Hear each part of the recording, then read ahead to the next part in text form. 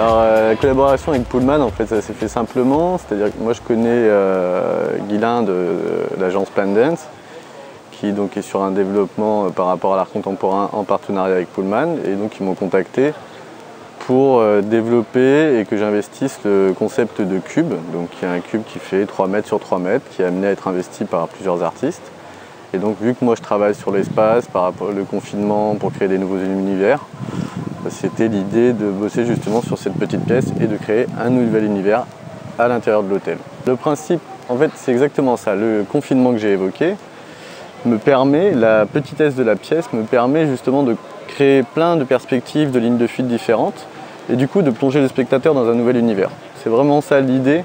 Du coup, pour moi, la notion d'enfermement est vraiment importante. L'idée d'être enfermé, c'est pas ce qui me plaît, mais l'idée d'enfermement, c'est amener le spectateur à l'intérieur et ensuite aller vers une ouverture vers quelque chose de différent, vers mon univers à moi. C'est un travail de géométrie. Il y a un travail que moi je qualifie d'anamorphose parce qu'en fait, plus le regard va se déplacer sur la pièce, et en fait, il va y avoir des correspondances multiples qui vont se créer à chaque angle de vue entre les fils qui sont donc du coup en décalage par rapport à la pièce qui est sur le mur et les traits de construction qui sont sur la peinture. Donc du coup, on va fausser tous les repères et on va créer des nouvelles perspectives. Évidemment, je définis par rapport à la forme que je vais avoir, par rapport au volume. Donc il y a un travail préparatoire qui prend un petit peu de temps. Et ensuite, une fois que j'ai passé mes bases, que j'ai définies à l'avance, là je pars sur, j'improvise, donc je place, je fais tout à l'œil en fait.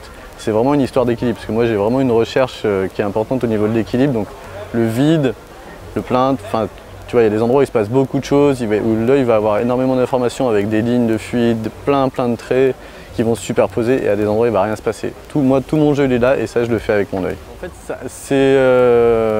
En fait, on retrouve un petit lien avec le graffiti. Moi je viens du graffiti, donc ça fait des années que je fais plus ça, ça fait une dizaine d'années que je travaille plus ce domaine. Et je m'étais pas mal concentré sur la géométrie, et en fait, pour cette pièce, j'avais envie justement de travailler sur la notion d'infini. Et la figure géométrique, artistique, enfin le terme qui va définir, qui évoque l'infini, c'est le vortex. Donc du coup, vraiment, j'ai essayé de travailler là-dessus et du coup de faire tout partir de ça et d'amener le spectateur dans ce vortex. Mais bon, ça bloque, mais ça amène le spectateur à l'intérieur avec les lignes de fuite. Le cahier des charges, je me fais moi-même. À partir du moment où on me définit un volume, c'est moi, je connais les contraintes en fait, je sais exactement ce que j'ai à faire, donc s'il n'y a pas de problème, j'arrive, je travaille le projet en amont et après c'est bon. Non, moi depuis quelques années, j'ai vraiment focalisé mon travail sur 2 axes. Principalement tout ce qui est abstrait, recherche abstraite, puisque c'est là où vraiment je m'éclate le plus et c'est ce qui me caractérise. Après j'ai un autre travail sur de la peinture un petit peu plus gestuelle, plus lâchée, sur des visages. Donc les deux, j'équilibre un peu les deux. C'est un peu ma récréation de l'architecture parce que c'est un travail qui prend énormément de temps et c'est quand même assez lourd à faire.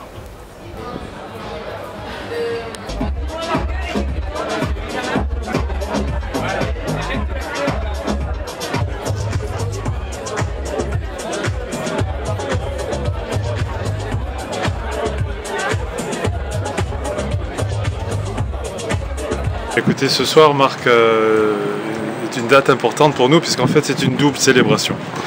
On célèbre l'engagement de Pullman et du Pullman Palm Beach particulièrement auprès de Marseille-Provence 2013, capitale européenne de la culture. C'est vraiment un moment que j'attendais, profitant des grands événements qu'il y a à Marseille en ce moment, notamment l'inauguration du MUSEM.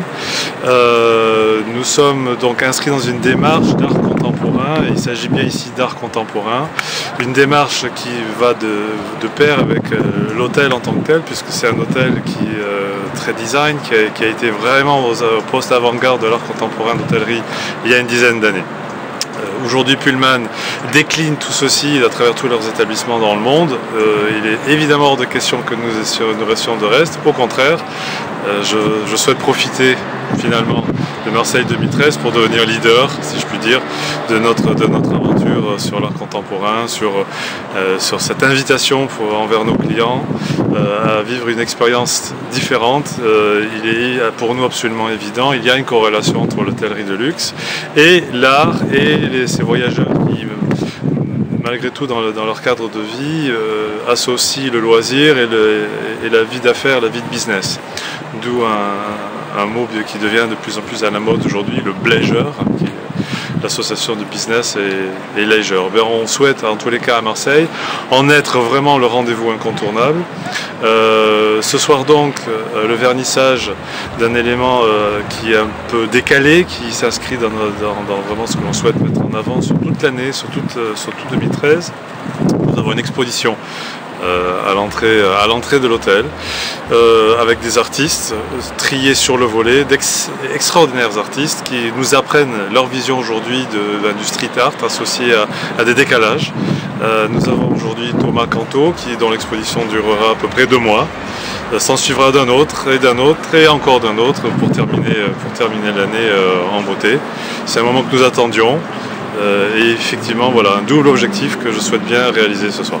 Nous avons une clientèle qui revient ici depuis longtemps, qui connaît l'hôtel, qui sait très bien que l'hôtel s'inscrit dans une démarche contemporaine, avec des lignes fluides, un mobilier design, donc qui revient et qui recherche ça justement, sans oublier évidemment le panorama extraordinaire qui nous entoure d'une part. D'autre part, il y a énormément de surprises dans les clients que je vois cette semaine qui viennent déjà pour visiter Marseille et la Provence d'une manière générale et tout ce que nous avons à offrir cette année. Beaucoup de surprises, surtout dans les yeux de nos clients depuis quelques jours, depuis que nous avons monté cette exposition. Une surprise très positive et en fait vraiment ravi de voir que cette association entre un hôtel et de l'art contemporain fait mouche et va certainement donner une envie de revenir. Un hôtel a besoin de quelque chose d'autre pour vivre. Un hôtel dure longtemps. Il a besoin de l'art, il a besoin de la musique, il a besoin de plein de choses pour exister. Sinon, ce n'est qu'un hôtel fade et qui, en finalité, aujourd'hui, avec la concurrence que nous connaissons, a besoin de sortir du marché, de sortir d'un certain anonymat, après tout. Des beaux hôtels, il y en a beaucoup. Comme celui-ci, il n'y en a juste pas du tout. Et oui, je pense que c'est important. Ça nous accompagne dans notre vie d'affaires, dans notre vie économique. C'est une démarche qui est récente, donc oui, absolument.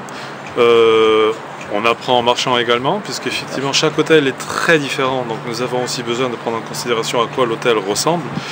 Il n'est pas sûr qu'un artiste qui soit mis en valeur ici aujourd'hui puisse l'être tout autant dans un autre établissement. Donc c'est une démarche sur laquelle nous sommes accompagnés par le directeur artistique du groupe en l'occurrence, pour effectivement faire que la communication aille et qu'on puisse apprendre et s'améliorer, parce que c'est bien une démarche qui va durer dans le temps.